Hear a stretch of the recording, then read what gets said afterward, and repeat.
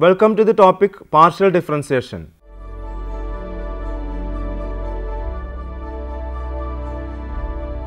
The notion of continuity, limit and differentiation in relation to real valued functions of two variables will be briefly explained in this session. A few theorems on elementary character will also be given. The subject of functions of two variables is capable of extension to functions of any number n of variables, but the treatment of the subject in this generalized form is not within the scope of this session. Only a few examples dealing with functions of three or more variables may be given. Functions of two variables. As in the case of functions of a single variable, we introduce the notion of functions of two variables by considering some examples. First one, the relation z is equal to square root of 1 minus x square minus y square, let it be equation number 1, between x, y and z determines a value of z corresponding to every pair of numbers x comma y, which are such that x square plus y square is less than or equal to 1.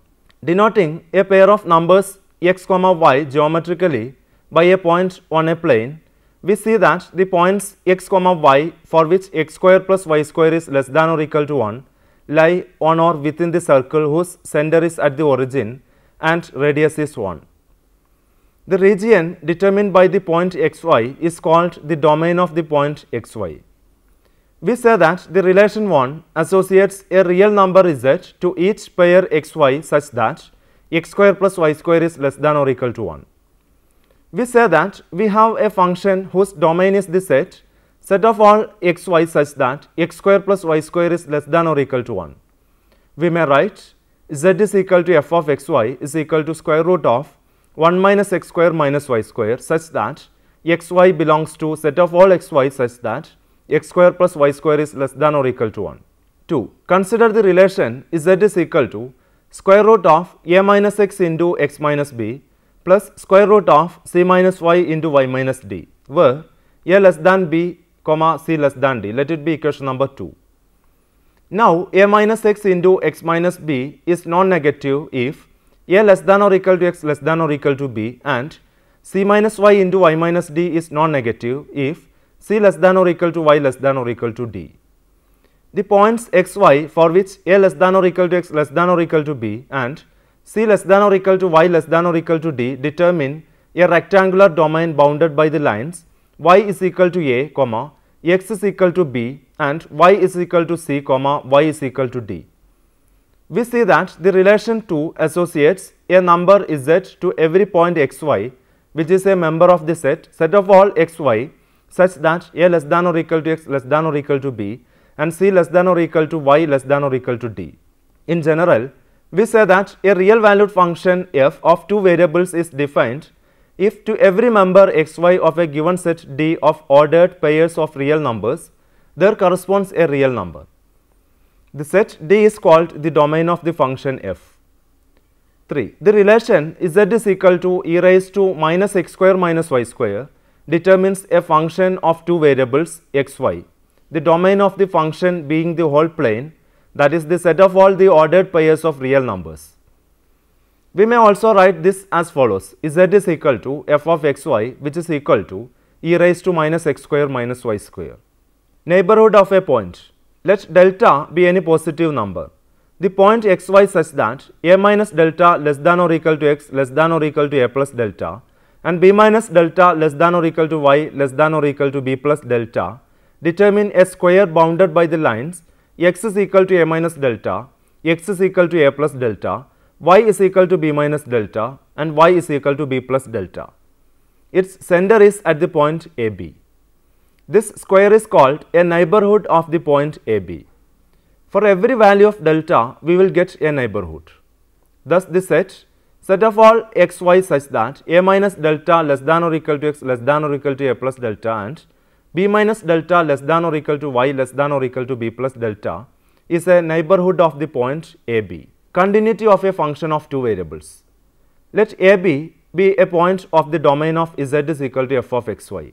As in the case of functions of one variable, we say that f is continuous at the point AB if for points xy near AB, the value f of xy of the function is near f of AB.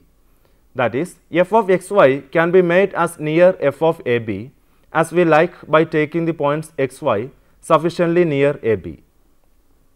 Formally, we say that a function f of two variables is continuous at a point ab if corresponding to any pre-assigned positive number epsilon, there exists a positive number delta such that modulus of f of xy minus f of ab is less than epsilon for all members of the neighborhood set of all xy such that a minus delta less than or equal to x less than or equal to a plus delta and b minus delta less than or equal to y less than or equal to b plus delta of ab. Thus, for continuity at ab, there exists a square bounded by the lines x is equal to a minus delta, x is equal to a plus delta, y is equal to b minus delta and y is equal to b plus delta, such that for any point xy of this square, f of xy lies between f of ab minus epsilon and f of ab plus epsilon, where epsilon is any positive number, however small. A function which is not continuous at a point is said to be discontinuous thereat. Continuity of a function. A function f is said to be continuous if it is continuous at every point of its domain. Special case.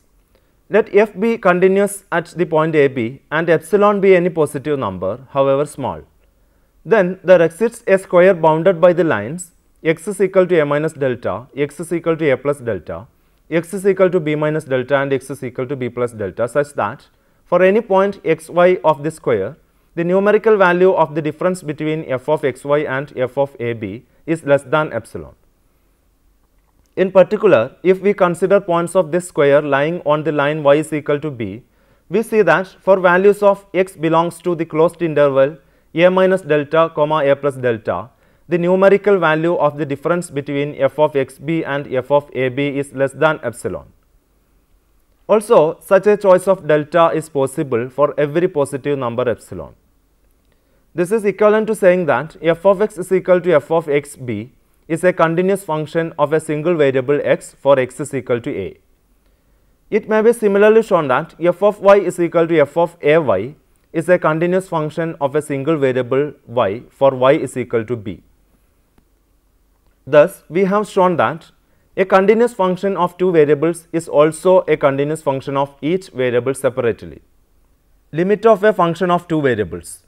A function f is said to tend to the limit L as xy tend to the point ab if corresponding to any pre-assigned positive number epsilon, there exists a positive number delta such that modulus of f of xy minus L is less than epsilon for all points xy other than possibly ab, such that a minus delta less than or equal to x less than or equal to a plus delta, b minus delta less than or equal to y less than or equal to b plus delta. That is for all members of the set of all xy such that x belongs to the closed interval a minus delta comma a plus delta and y belongs to the closed interval b minus delta comma b plus delta difference the set AB. This means that corresponding to every positive number epsilon, there exists a neighborhood of AB such that for every point xy of this neighborhood other than possibly AB, f of xy lies between L minus epsilon and L plus epsilon. Limit of a continuous function. A function f is said to be continuous at a point ab of its domain of definition if limit of f of xy is equal to f of ab as the point xy tends to the point ab. That is, the limit of the function is equal to value of the function. The same thing may also be expressed by saying that for continuity at the point ab we have limit of f of a plus h comma b plus k is equal to f of ab as the point hk tends to the point 0, 0. Example 1. Consider the function f of xy is equal to x square divided by x raised to 4 plus y square if x raised to 4 plus y square not equal to 0 and 0 if x is equal to y is equal to 0. If we approach the origin along any axis, f of xy is equal to 0. If we approach the point 0, 0 along any line y is equal to mx, then f of xy is equal to f of x comma mx is equal to m x cube divided by x raised to 4 plus m square x square, which is equal to mx divided by x square plus m square, which tends to 0 as x tends to 0. So, any straight line approach gives limit of f of xy is equal to 0 as the point xy tends to the point 0, 0. But by putting y is equal to mx square, limit of f of xy as xy tends to 0, 0 is equal to limit of f of x comma mx square as x tends to 0 is equal to m divided by 1 plus m square, which is different for different values of m. Hence, limit of f of xy as xy tends to 0, 0 does not exist. Thus, the function possesses no limit at the origin, but a straight line approach gives the limit 0. Example 2. Consider the function f of xy is equal to x square plus 2y for xy not equal to 1, 2 and 0 for xy equal to 1, 2 to investigate continuity at the point 1, 2. Here, limit of f of xy as xy tends to 1, 2 is equal to 5, which is not equal to f of 1, 2. Hence, the given function is not continuous at 1, 2. However, if the function had the value 5 at 1, 2, it was then continuous at the point. Partial derivatives. The ordinary derivative of a function of several variables with respect to one of the independent variables, keeping all other independent variables constant, is called the partial derivative of the function with respect to the variable. Consider z is equal to f of xy. Then limit of f of a plus h comma b minus f of ab all divided by h as h tends to 0 if it exists is said to be the partial derivative of f with respect to x at the point ab and is denoted by dou z dou x at the point ab or fx at ab. It will thus seem that the partial derivative of f with respect to x at the point ab is the derivative of the function f of x is equal to f of x comma b of a single real variable at x is equal to a. Again, limit of f of a comma b plus k minus f of ab all divided by k as k tends to 0 if it exists is called the partial derivative of f of xy with respect to y at the point ab and is denoted by dou z by dou y at the point ab or fy at ab. So that the partial derivative with respect to y at the point ab is the derivative of the function f of y is equal to f of a comma y of a single real variable at y is equal to b. If f possesses a partial derivative with respect to x at every point of its domain, then there arises a new function ab to fx ab and denoted by fx of two variables whose domain is the same as that of the given function f. Thus, we have fx at xy is equal to limit of f of x plus h comma y minus f of xy all divided by h as h tends to 0. Example 3. If f of xy is equal to 2x square minus xy plus 2y square, then dou f by dou x is equal to 4x minus y and dou f by dou y is equal to minus x plus 4y. At the point 1, 2, dou f by dou x is equal to 4 into 1 minus 2 is equal to 2 and dou f by dou y is equal to minus 1 plus 4 into 2 is equal to 7. Note, at the point 1, 2, dou f by dou x and dou f by dou y have been respectively obtained by replacing xy by the point 1, 2. The procedure, though simple, is not always possible. Example 4.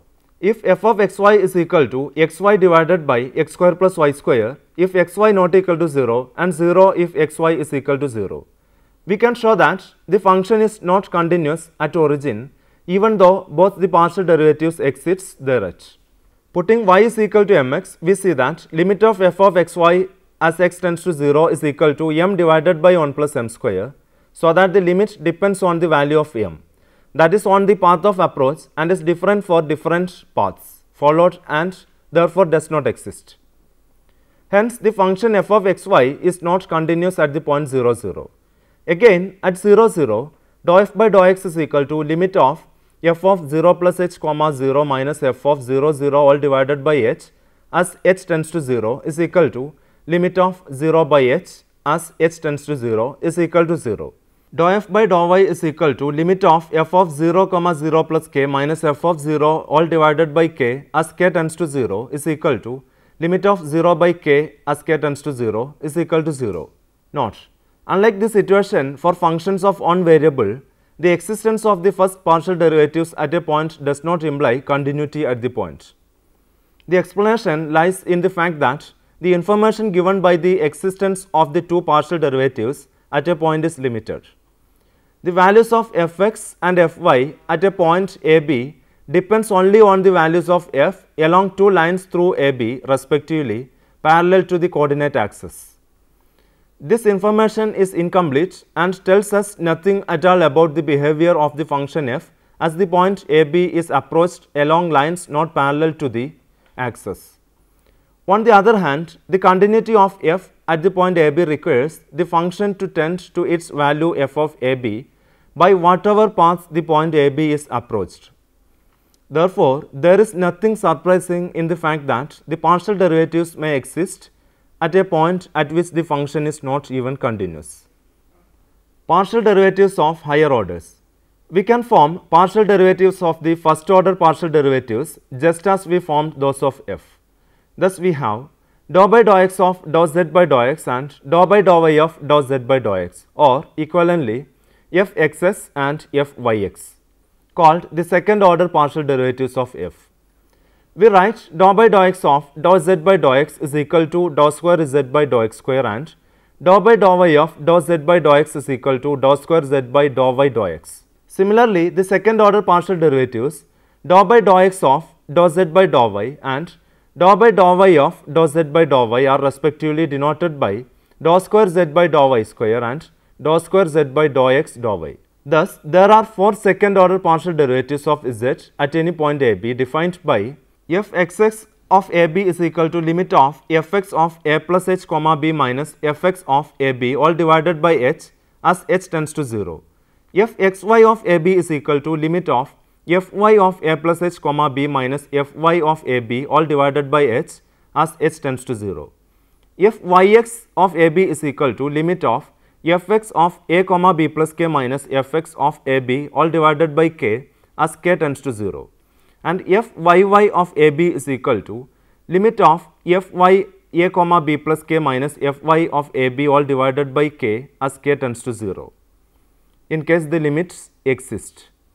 In a similar manner, higher order partial derivatives are defined. For example, dou cube z by dou x cube, dou cube z by dou y cube, dou cube z by dou x dou y, and so on. Example 5.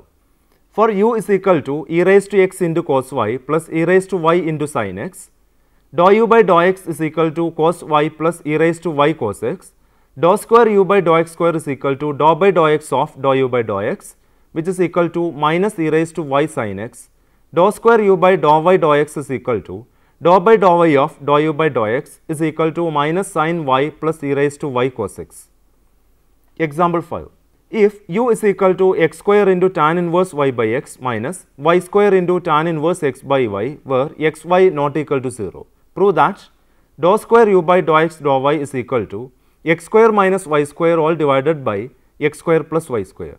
We have dou u by dou x is equal to x square into 1 by 1 plus y square by x square into 1 by x minus 2y into tan inverse of x by y plus y square into 1 by 1 plus x square by y square into x by y square, which is equal to x cube divided by x square plus y square plus x y square divided by x square plus y square minus 2y tan inverse of x by y, that is equal to x minus 2y into tan inverse of x by y.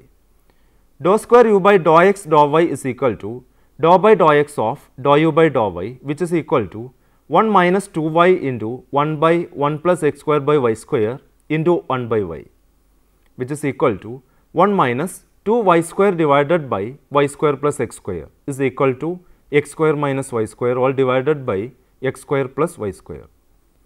Geometrical interpretation. Geometrical representation of a function of two variables. We take a pair of perpendicular lines OX and OY. Through the point O, we draw a line z dash OZ perpendicular to the xy plane and call it z axis. Any one of the two sides of z axis may be assigned a positive sense. Length z will be measured parallel to this axis. The three coordinate axes taken in pairs determine three planes xy, yz and zx, which are taken as the coordinate planes. Let f be a function defined in some domain in the xy plane. To each point xy of this domain, there corresponds a value of z. Through the point xy, we draw the line perpendicular to the xy plane equal in length to z, so that we arrive at another point P denoted as xyz, lying on one or the other side of the plane according as z is positive or negative. Thus, to each point of the domain of the function f in the xy plane, there corresponds a point. The set of the points P determines a surface which is said to represent the function geometrically. Geometrical interpretation of partial derivatives of the first order. Consider the function z is equal to f of xy. Let it be equation number 1. We have seen that the functional equation 1 represents a surface geometrically. We now seek the geometrical interpretation of the partial derivatives dou f by dou x at AB and dou f by dou y at AB. The point P AB comma f of AB on the surface corresponds to the point AB of the domain of the function. If a variable point starting from P changes its position on the surface such that y remains constantly equal to B, then it is clear that the locus of the point is the curve of intersection of the surface and the plane y is equal to B. On this curve, x and z vary according to the relation z is equal to f of x comma b. Also, dou f by dou x at AB is the ordinary derivative of f of xb with respect to x for x is equal to a. Hence, we see that dou f by dou x at AB denotes the tangent of the angle which the tangent to the curve in which the plane y is equal to b parallel to the zx plane cuts the surface at the point PAB f of AB makes with x axis. Similarly, it may be seen that dou f by dou y at AB is the tangent of the angle which the tangent at the point P AB comma f of AB to the curve of intersection of the surface and the plane x is equal to a parallel to the zy plane makes with y axis. Let me summarize the major points we discussed so far.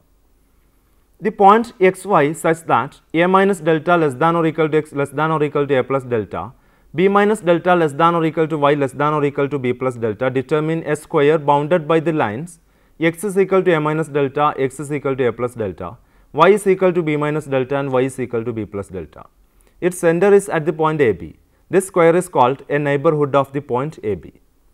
A function f of two variables is continuous at a point AB if corresponding to any pre-assigned positive number epsilon, there exists a positive number delta such that modulus of f of xy minus f of AB is less than epsilon for all members of the neighborhood set of all xy such that a minus delta less than or equal to x less than or equal to a plus delta and b minus delta less than or equal to y less than or equal to b plus delta of AB. A function f is said to tend to the limit L as the point xy tend to the point AB if corresponding to any pre-assigned positive number epsilon, there exists a positive number delta such that modulus of f of xy minus L is less than epsilon for all points xy other than possibly AB such that a minus delta less than or equal to x less than or equal to a plus delta and b minus delta less than or equal to y less than or equal to b plus delta. The ordinary derivative of a function of several variables with respect to one of the independent variables, keeping all other independent variables constant, is called the partial derivative of the function with respect to the variable. There are 4 second order partial derivatives of z at any point AB. Now, we have some questions you may try to work out.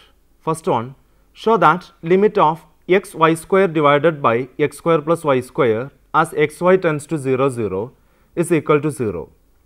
Second one, show that the limit when xy tends to 0 0 does not exist for the function f of xy is equal to x cube plus y cube all divided by x minus y.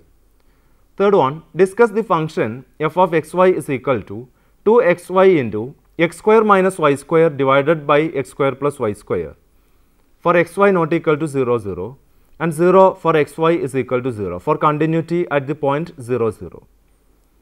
Fourth one, if f of xy is equal to x cube y plus e raised to x y square, find fx and fy. Fifth one, if f of xy is equal to x cube plus y cube all divided by x minus y for x not equal to y and 0 for x is equal to y, show that the function is discontinuous at the origin but possesses partial derivatives fx and fy at every point including the origin. Sixth one, calculate fx, fy, fx at 0, 0 and fy at 0, 0 for the function f of xy is equal to xy divided by square root of x square plus y square for x square plus y square not equal to 0 and 0 for x equal to y equal to 0. For your further study, you may go through the following books. First one, Differential Calculus by Shanti Narayanan, Sultan Chand and Company, New Delhi, 2003. Second one, Differential and Integral Calculus by N. Piskuno, Peace Publishers, Moscow. Hope that you have enjoyed this session. We will meet again with another topic. Thank you.